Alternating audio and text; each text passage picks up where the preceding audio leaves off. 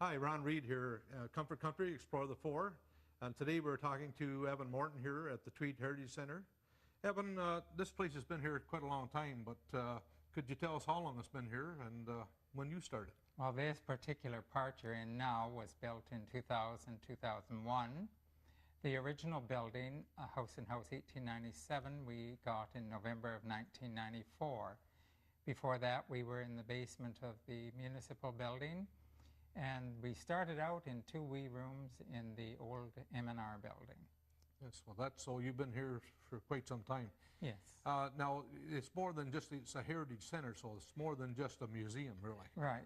It's a heritage center. We are both past and present in our focus. And so we do have this section, which is a museum, and it is mainly the heritage part that we have. And we do have archives and reference room just off the museum. And once again, those are dealing mainly with historic records.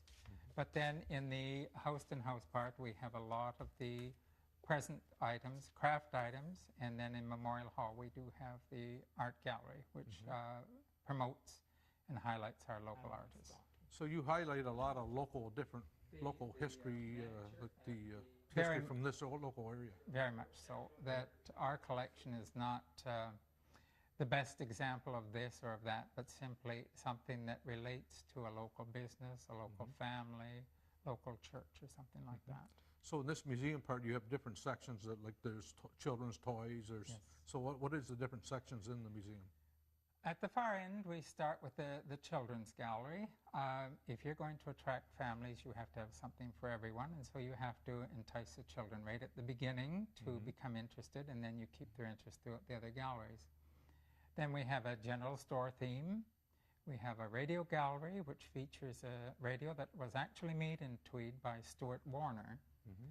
We have a music collection, and we have two violins that were made in Tweed in the 1950s by Grant Macmillan. We have a quilt gallery and a railway gallery. The Masonic Temple closed in Tweed, so we were able to get some of their material, and so that is a remembrance of that group. We also have a native gallery. Yes, Evan, the railways here played a big part apparently in this town. What kind of artifacts have we got here that pertains to that history? We have a number of items here in the Canadian Pacific Railway Gallery that came from the local station, and we were able to retrieve the door and some lights and some of the furniture before it was demolished last year. We have a few items, but relatively few, from the old CNR, the Bay of Quinte Railway Station. We also have paintings, one done by a local artist showing the two stations, and then we have another one which was done by a Sterling artist, just the CPR station. Absolutely beautiful done. That's in the reference room. That sounds interesting. There's lots to see here at this museum. What are your hours here at the museum?